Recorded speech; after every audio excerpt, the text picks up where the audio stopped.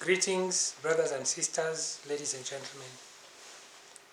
Words fail me with which to describe the extent of my gratitude to our Creator for giving me the honor of announcing to the people of this world the exact date that the Great Tribulation begins.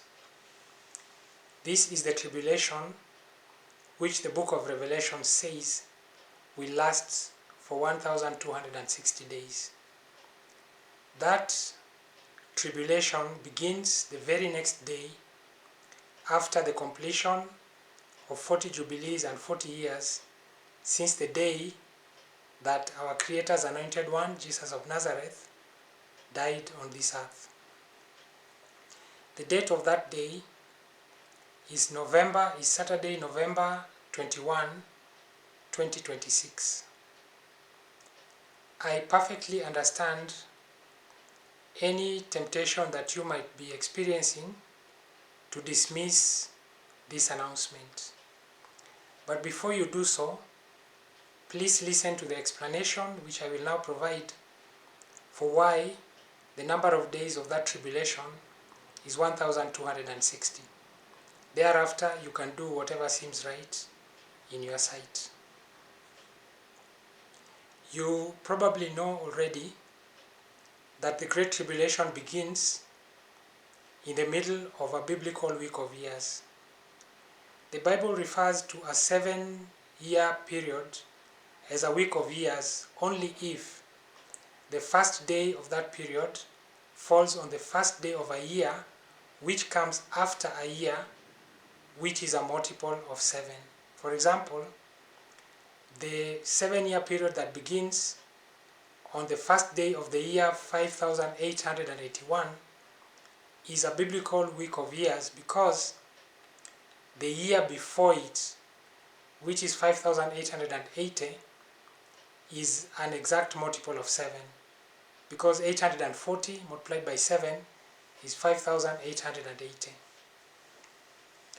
Hopefully you know also that a biblical year always begins on the first day of the 7th month.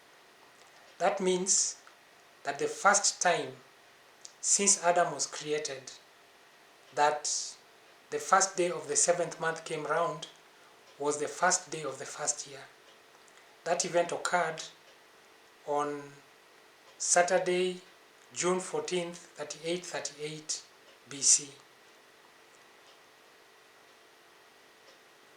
A biblical year, or that means also that Saturday, May 13th, 2023 was the first day of the year 5881 and therefore also the beginning of a week of years. A biblical year has 4 quarters of 91 days each. Therefore, a week of years has a total 28 quarters, and a biblical week of years will have 14 quarters. 14 quarters of 91 days each is 1274 days. That means that the midpoint of the week of years that begins on Saturday, May 13th, 2023 is November 7, 2026, because that is the day which is 1274 days after May 13th, 2023.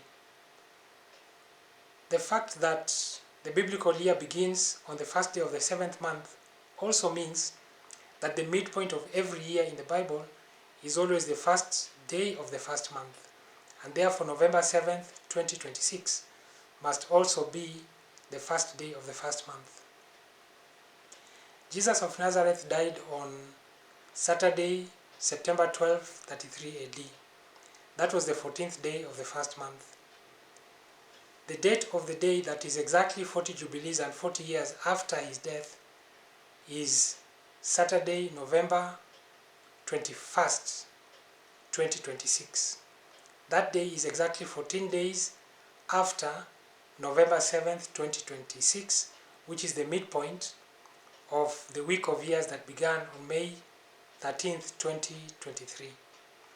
Therefore, the number of days which remain after, in that week of years after November 21, 2026 must be 1,274 days less 14 days.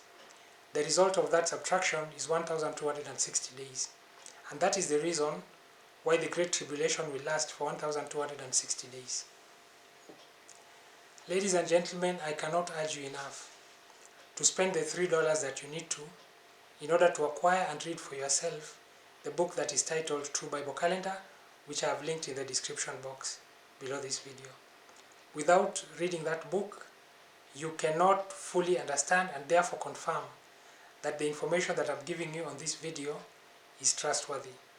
That alone could make the difference between whether or not you become one of the nearly 3 billion people who will certainly die during the Great Tribulation between November 21, 2026 and May 18th, 2030.